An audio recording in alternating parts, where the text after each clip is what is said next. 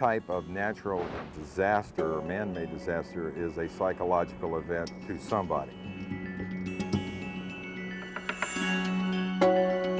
Another important impact is the emotional impact of a disaster.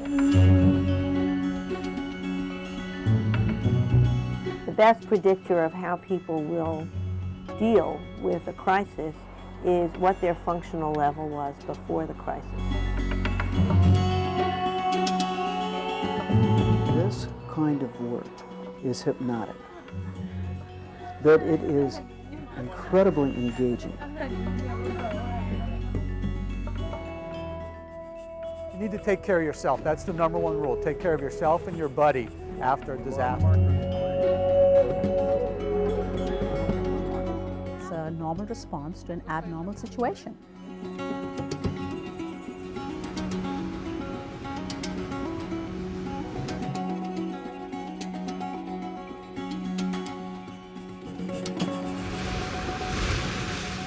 Disasters are dynamic events. They can occur seemingly out of nowhere, and they can challenge a community and community members. As CERT volunteers, you are being trained to support the first responders in your community and to be strong and vigilant members of a team. In all ways, you will be challenged, but if you are prepared, you will be more successful and helpful during the event and more able to rebound easier in your own life when the crisis is over.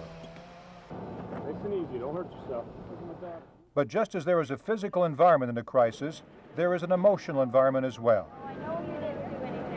And whether you are an experienced first responder or a citizen who is being trained for the first time, understanding some of the dynamics of disaster psychology will be very helpful to you. When bad things happen, which do happen, because that's just the way life is, whether it is, as I said earlier, a man-made disaster, or it's a natural disaster like an earthquake or tornado or floods and what have you, we respond because that's the way we are wired as human beings. We respond, and we respond in a number of different ways. We respond emotionally, we respond physically, and we respond socially. If you don't understand psychology and the way people think, then you won't know how to react when you see the kinds of behaviors that you're going to see. And that's the whole point of the psychology approach here. And there may be a wide range of feelings and behavior that people will exhibit.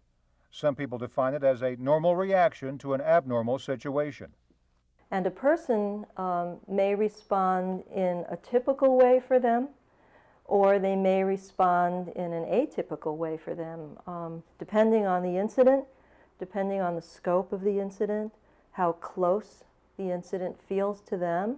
Now, some people are able to really kind of bend with the wind and manage and cope with lots and lots of very unpredictable and powerful, overwhelming events. They may be able to do that during the incident, and they may have a delayed distress response after the incident. But a lot of people can come through incidents, and I've seen this in war situations. People come through extraordinary things and then go on, and their natural support system seem to be enough to help get them back on an even keel. Of course, there are great differences in coping styles, and even in the ways that people from different cultures, religions, and ethnicities will react. Just to give you an example, in certain cultures, it is not encouraged to express emotion. You're supposed to kind of pull up your socks and be able to deal with it. And while you want to take care of that population, we still need to be respectful that this is not someone who is going to just come out and start to really engage in a conversation, and you may want to take a different approach, and you may want to invite them into helping because maybe they might feel better that way, earlier on in the process than later. But the important point is that during a difficult situation, you can be empathetic and supportive, sometimes by doing or saying very little. Let's say, for example, where someone's lost a family member, there's really nothing you can say. There's nothing you can say that's going to help. Nothing's going to mitigate that for them. What people need is support. You know, sometimes putting an arm around them and just being supportive and listening and seeing that their needs are met, that's what's important. The segments of this video will help you learn more about how to deal effectively with the physical, emotional, and psychological reactions you may see brought on by a crisis. You'll also learn strategies to ensure your own health. Here's what follows. The CERT volunteer, working together as a team. Helping people cope in a disaster. Helping children and youth. Helping the elderly. Helping yourself and your teammates. Managing people in crisis. Disasters are very stressful experiences. And as a member of a CERT team, your responsibility is to work with your team members and take on whatever challenges you are assigned. But the first step in being able to help others is to make sure you have your own house in order. That means being psychologically ready, but also having all of the details in your own home worked out so that you know that your family members are safe and taken care of. The first thing you want to do if there was a disaster is make sure that your own family is okay, make sure your own house is safe, and then you want to get together and meet up with your partners and your buddies and your other CERT members in your community, and then you can come up with a plan and start to operate in a systematic manner so you can go out and do the most good for the most amount of people. As a CERT volunteer, you are part of a team, and your teammates will be a source of strength for you as you work together in the disaster areas. Of course, you will work hand in hand with your buddy and with the team of first responders in your community. You don't go anywhere by yourself. You always go with your buddy. You need to take care of yourself so you can help other people. To work together in a team, for one thing, it's a safety issue. We want to make sure that if something happens to me, my partner is going to be there, or we consider it their buddy, is going to be there for them to assist them. And if I'm injured, it's somebody that can aid me or maybe go get help if I need help. We just feel that in a way, two heads are better than one. Because you'll be operating as part of an official team, community members will look to you for information and answers. You'll be perceived as a leader during the situation and must be confident about what you're doing. The CERT teams are there to take the lead. They're there because they've been trained and they're in a perfect position to take the lead. And the CERT team members, however many of them there are, whose job is to organize their neighbors into a workable workforce to protect and take care of their backyard, their community, their street, their building. Another important strategy is to keep communicating with your team members. One thing is just to brief people as they come into an incident, to let people know if they're going to be really disturbing images, you know, what they're going to see, so that they're not going to go through an emotional shock just walking onto the scene. They'll be able to steel themselves a little bit emotionally and, you know, have a better chance of staying in that middle zone. Here's what you'll want to remember. Be prepared. Have your own emergency supplies organized. Establish emergency plans for your home and family. Work with your buddy. Work with the team. Work with the other teams of first responders. Be ready to be a leader. Keep communicating with your team members. Expect people to react. After a disaster occurs, people will experience a range of emotions, and they may exhibit a variety of emotional, psychological, and physical reactions depending on their loss. As a team member, you may have the responsibility of helping to manage and stabilize situations. For you to be effective, you need to recognize how to deal effectively with different populations in the community, such as children, the elderly, persons with disabilities, and adults. When you work with these groups, some of your reactions will be intuitive and natural. But because people are under acute stress, they may react or overreact more than they would normally. It became very clear that our being able to focus our energies in the right way to manage situations could result in a clear management of the situation, to stabilize it, to increase the calm, increase the peace amongst those people going through it right then. Sometimes in a crisis situation, people will overreact when they are part of a group, as emotions are contagious and seem to spread from one person to the next. As the CERT team member, your job is to keep the group calm. At times, this may mean separating someone from the group if they are extremely troubled. Stabilizing a group that's engaging in that kind of thing involves sometimes trying to separate out and contain the people that are agitating or creating that kind of a response in the larger group, and also providing whatever kind of information you can that will help to stop that process. Here are some general strategies for dealing with adults after a crisis has occurred. Listen to them, support them, reassure them, comfort them, distract them from the situation, encourage them to breathe, encourage them to walk around and walk with them, keep groups calm, give them accurate information about what's happening and will happen, try to find out answers to their questions, encourage them to follow instructions of first responders and law enforcement personnel, involve them in helping others, stay calm yourself. During and after a disaster, everyone is stressed and feels unsettled. But for children, being involved in a disaster can be frightening and confusing. Just like adults, children too are affected by disasters in a number of different ways. But we forget that children are not miniature adults, and so they are affected socially, they are affected emotionally, and it can also impact their cognitive abilities. Of course, children will react differently to a crisis depending on their age.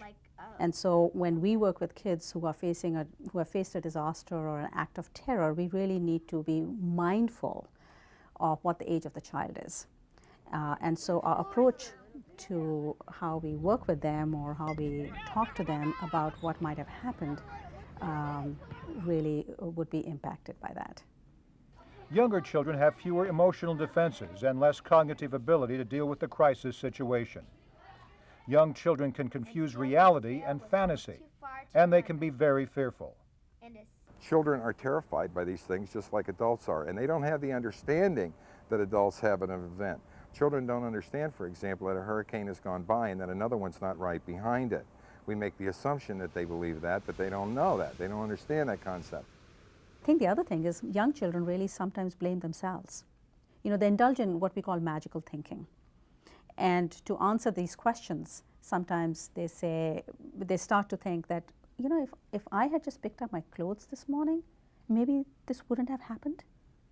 And it is amazing, it is really amazing, because kids have such imaginations that they're trying to make sense of this all.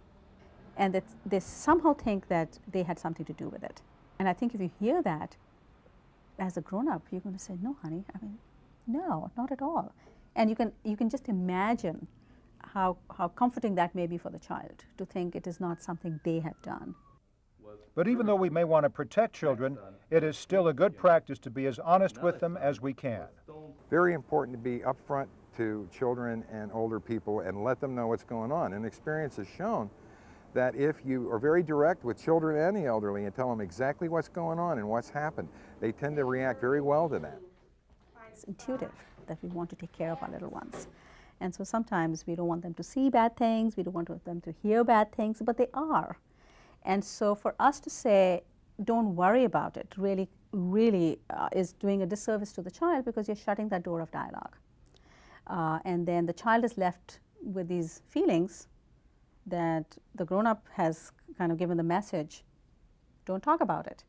And so it's really important for us to acknowledge what has happened in a very simple, age-appropriate, developmentally in line with where the child is. You know, ask the child, you know, what's your sense what happened? Because that will give you an indication. If the child says something, oh, you know, a lot of roofs got blown up, you know, we don't have to give a more sophisticated explanation. So that gives you a kind of a bar of where the child is, and you kind of either raise it or lower it depending on, you know, what the response is. So volunteers should try to talk to children about their feelings, just as they would with adults. Take a little time to say, how are you feeling and how are you doing? You're opening a dialogue. Now, some people walk through that door and others don't, but at the same time, you know, we need to be available. We need to be somewhat reassuring. We can talk about, well, you can actually even make a statement, well, this must really upset you, or, you know, this is really a difficult situation you're in. You're just trying to open a dialogue with the child. You know, we are here to help, so be available, be reassuring, and then talk in a language that you think the child will understand. And you know, are there any questions you have? And depending on how much time the person has, you can actually take it a step further and say, you know, what can I do to make you feel better? Different children will respond to that differently. Some might want to talk, others might want to play a game with you, because the younger children, you know, after maybe a minute, they're done. You know, and so sometimes we don't appreciate that, and we kind of keep at it. But the children of, you know, they've gone to another issue, and so you need to be where the child is. And sometimes that's hard to assess, but I think if we pay attention to it in our own minds, we'll do a better job of it. Sometimes something as simple as a toy or teddy bear can be very helpful in comforting a child. If we do have to place family members in a shelter or be away from them, particularly with children, we like to make sure they have something familiar with them. A doll, a bear, a toy, something familiar that child can clutch to. It is very, very helpful for them. It's also important that if you say you're going to be back in a couple hours or you're going to call in a couple hours, you do that, because they're watching the clock even if you're not. Older children and teenagers may feel better if they are given tasks to perform. Everyone can help in some way, shape, or form, and I think that's really important. In fact, I would encourage those, because then they feel that they are just not witnessing this helplessly, and that they must be important enough that someone actually values what they have to offer. So when you work with children and youth, respond appropriately to them based on their age. Make sure that younger children are never left alone. Shield them from the scene of the disaster. If you need to, put them behind a car or bus and away from any dramatic scene. Keep them warm. Give them water and food. And of course, unite them with family members as soon as you can. And remember, sometimes with children, you may have to explain the situation again and again and reassure them that everything will be all right. You know what the psychological responses are, know what the differences are depending on the age of the child. Know that everyone is affected. Know that most people are resilient and will get back and will bounce back on their feet. It's a normal response to an abnormal situation. Key points to remember helping children. Be gentle with children. Listen to what they have to say. Begin a conversation with them. Be honest. Get on their level, literally. Talk to them at their height. Hold the child. Make sure children are not left alone. Shield children from the scene of the disaster. Keep children warm and give them water or drinks. Reunite children with family members as soon as possible. Explain the situation clearly, again and again. Give them something to comfort them, a teddy bear or doll. The younger the child, the more supervision he or she needs. Give older children tasks to do, such as helping with the younger children or taking on other jobs.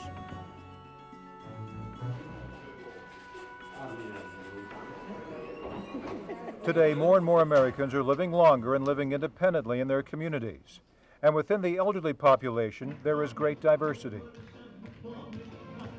If someone is cognitively intact, not demented, high functioning, they're going to react the same way that a younger person may react.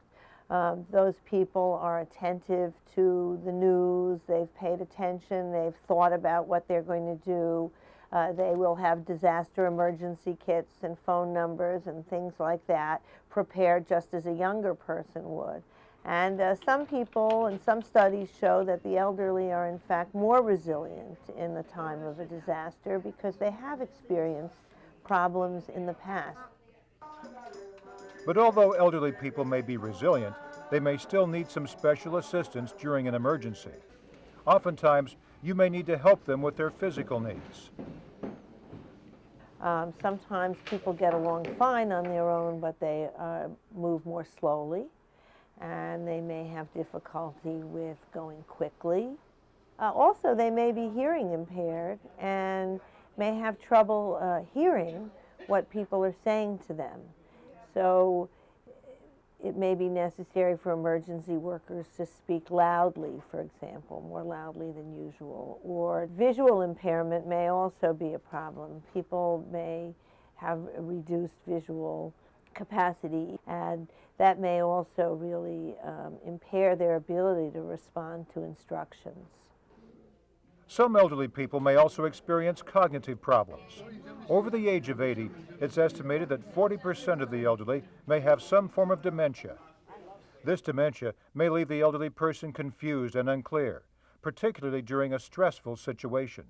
On the other hand, someone with cognitive impairment, somebody who is mildly or moderately demented, still living on their own in the community, but maybe dependent on neighbors or family members or spouses or children to help them with basic organization, they may have very difficult time understanding that something is going wrong. One of the characteristics of dementia is a difficulty in absorbing new information.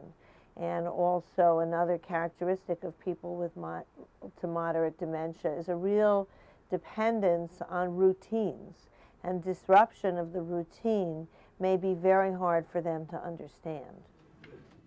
So, volunteers should assess the level of functioning of the elderly person and then respond accordingly. For instance, you may need to repeat an instruction to an elderly person several times, or you may need to give them more time to process their thoughts, or help them move around. Elderly people who live in a nursing home will also need a great deal of assistance. Nursing homes have their own disaster plans, but we're dealing with a population like a hospital population where people are often bedridden or are quite frail and are unable to ambulate really without assistance. They may have hearing and vision problems, they may be wheelchair bound, but that's a much more difficult proposition to evacuate a nursing home facility. Of course, elderly people can also be very helpful during an emergency, and they like to be useful. They're a great resource for us. We don't use them very often, and they want to help, they want to participate, and they should be allowed to the extent that they can. They feel useful. We all want to feel useful, and too often older people are a great resource that's just not used. CERT's workers can benefit from having a checklist when working with the elderly. I think it would be a great idea for the volunteers to have a short checklist to go through when they're evacuating an older person. Do you have a hearing aid? Do you have eyeglasses? Do you use a cane or a walker sometimes? Do you have dentures? Where are your medications? Can we take your medications with us? Do you have an address book or a list of emergency contacts so we can take that with us? Those things would be most useful, and that's a short list, could be gone through very quickly, and that would help both the older person being evacuated and the volunteer make sure that they've covered everything they need to. Key points to remember. There is a great diversity among elderly people. Help elderly people walk or get around. Remember, they may have hearing or visual problems. Encourage elderly people to leave their home if necessary. Be aware some elderly may be confused or disoriented. Repeat instructions several times if necessary. Give extra and kind attention. Give them tasks that they can handle. Make them partners in your efforts. It's clear that when people are victims of a disaster, they will react. And even though you are part of the helping team, you can still be strongly affected by the experience. Volunteers themselves are having the same responses. You know, they are not any different from the people who are directly affected by what's happened. And so I think it is important to be in tune with yourself as well. And we don't allow ourselves to have the same feelings. And so there's a lot of burnout amongst people who are the helpers, if you will. While we are helping everyone else, we need to help the helpers. A person who is new to emergency work suddenly can find themselves in the position of being overwhelmed by the intensity of it. They themselves may be either overreacting or underreacting. But later on, even if they're functioning well at the time, they may later discover that they're having delayed reactions to it. Everybody can get into situations that can create that kind of delayed reaction. And anybody who says that that's not true simply hasn't lived long enough yet. They'll get there eventually, particularly doing emergency work. Oftentimes, people don't pace themselves and keep working and working because there is so much to do and they want to help. We do know that that people rushing in to help others in times of a disaster will work till they drop. And it's not uncommon to see workers work 12, 14 hours straight without any break. And so it's incumbent upon somebody who's in charge to make sure that the people working stop, rest, get hydrated with some fluids, get something to eat, get some rest, or you burn them out. Once they're burned out, they could take 3 days to recover from it. So you've got psychological and physical stress all working at the same time. We all learn to try to pace ourselves and to try to give ourselves a proper break.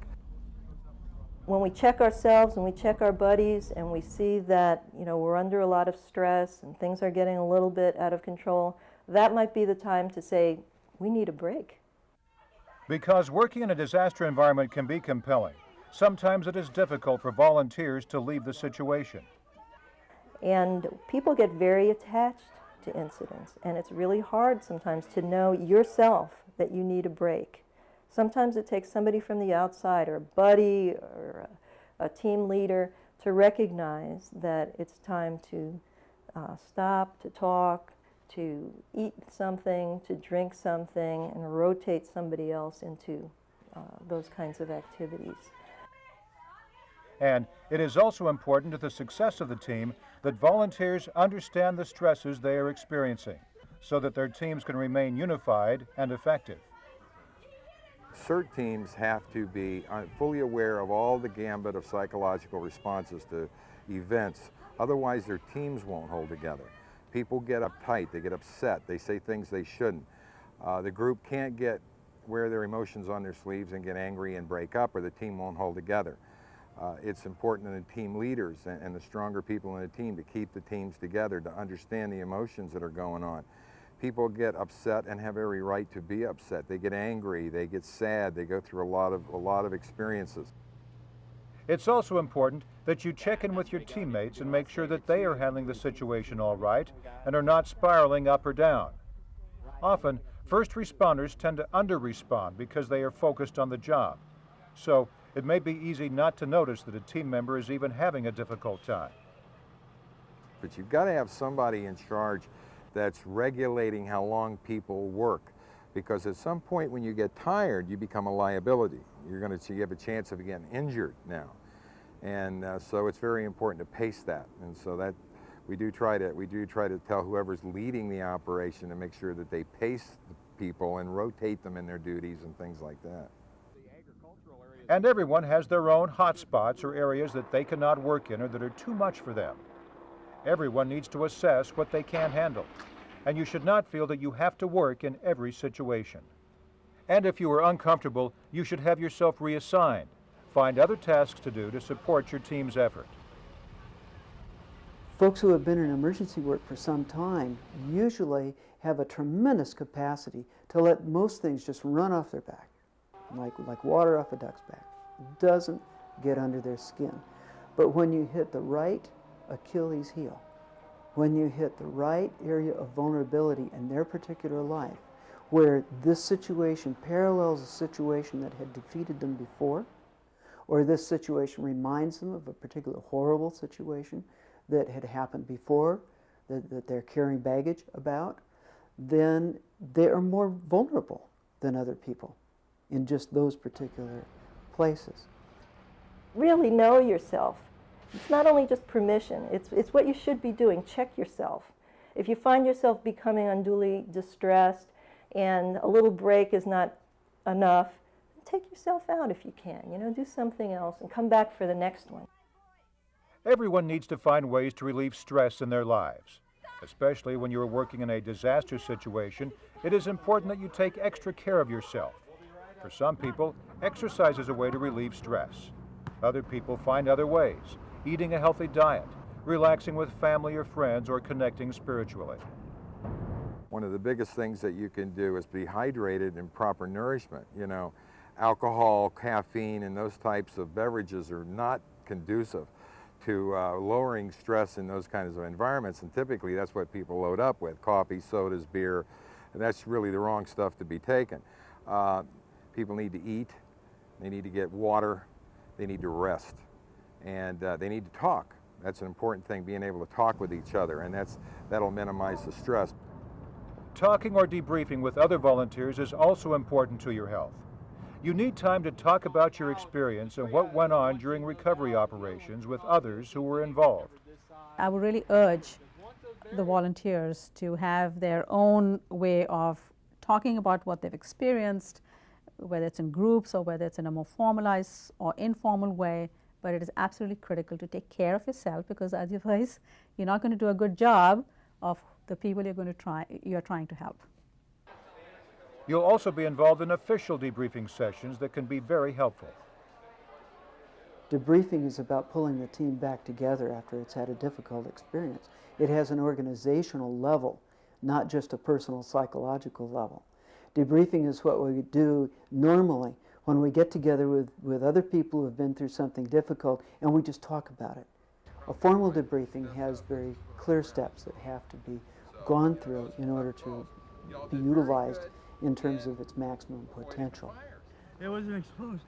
When we go into emergency situations, we must learn to keep ourselves balanced inside, to have a running dialogue with our deeper self about what in this situation moves me. And keeping an eye on that, go ahead, but protecting ourselves first. Key points to remember: find your own way to manage your stress levels. Exercise. Eat a healthy diet. Connect with family and friends. Connect spiritually. Talk about the experience with other volunteers in informal and formal debriefing sessions.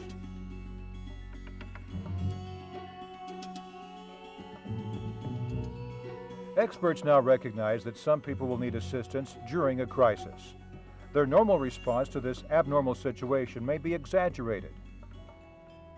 Now, there are times when that response can go a little awry, and people can become a little bit too over-aroused or too under-aroused. But when we're in the middle, we're able to carry out a lot of extraordinary actions.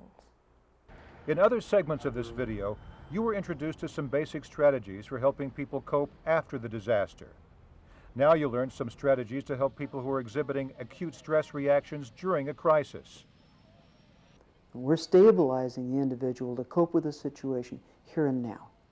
And so we're doing things like taking a stronger personal role as a leader, being very clear in what we're saying, sizing up whether the person is able to make decisions themselves or not, guiding them and in terms of utilizing their personal inner resources better, and gradually take them from the extremes of behavior, which are largely dysfunctional, back to their own personal center so that they are functional.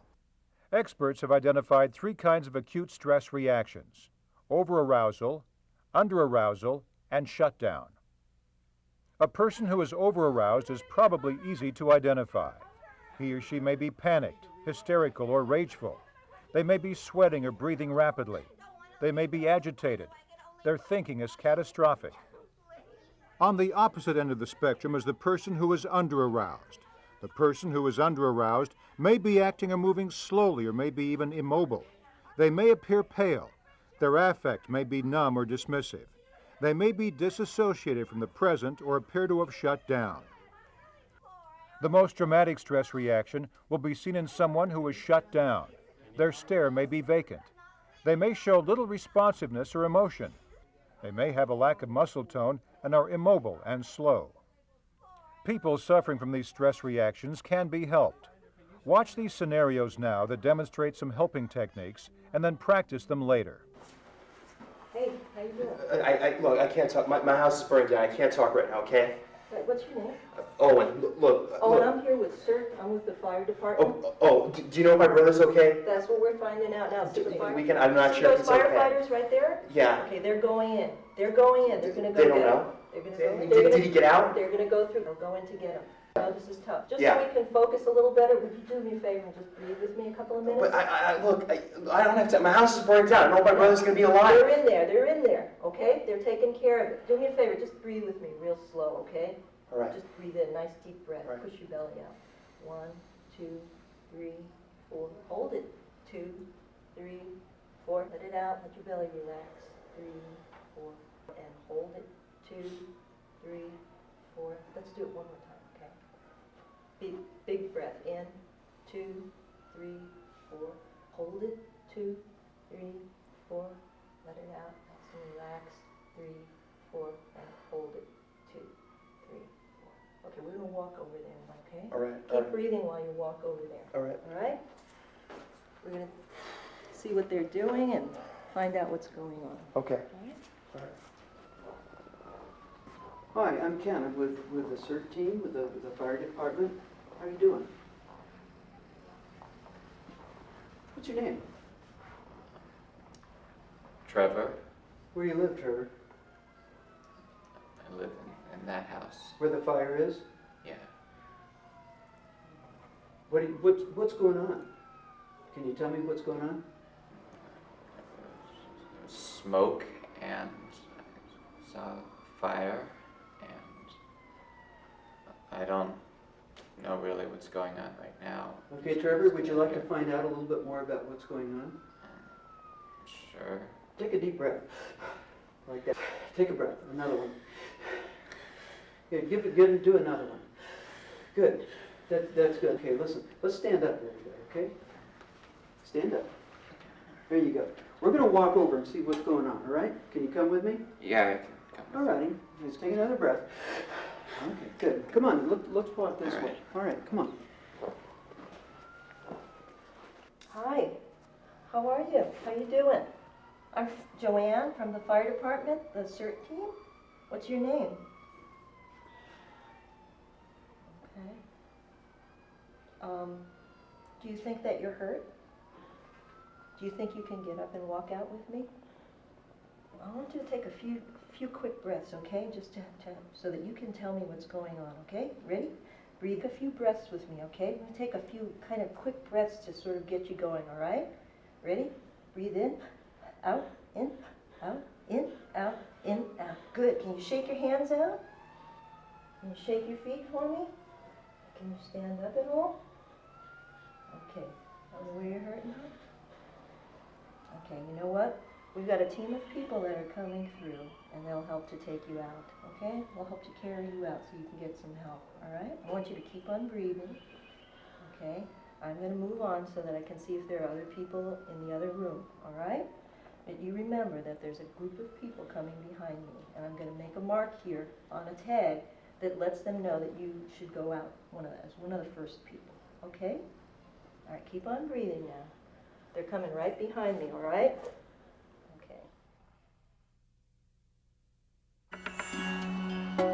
Although a disaster situation can produce strong reactions and panic in some people, most will be able to stabilize. But for some people, their stress is too great and they do not respond to any of the helpful strategies you've seen demonstrated. These people should be referred immediately to a mental health expert. Refer people to a mental health expert immediately who are having a serious cognitive disorientation, appear stunned, have hallucinations, have bizarre beliefs, are hysterical or showing uncontrolled emotionality, seem disconnected or unfocused, are agitated, are having a profound withdrawal, are showing ritualistic behavior, are unable to protect or care for themselves. Key points to remember. During an acute stress reaction, a person may be over-aroused, under-aroused, or shut down. There are strategies to help people who have acute stress reactions. Most people will stabilize during and after the stressful event. People who are profoundly stressed should be referred to a mental health expert immediately. Disasters are challenging for everyone involved, but the work can be compelling and richly rewarding. As a CERT volunteer, you are making an important contribution to your community. Remember to work with your buddy, work with your team, and take care of yourself.